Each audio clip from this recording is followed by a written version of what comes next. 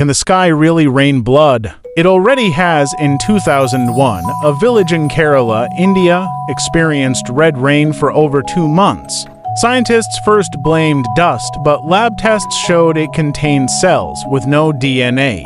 Some believe it was alien. Others say it was a warning.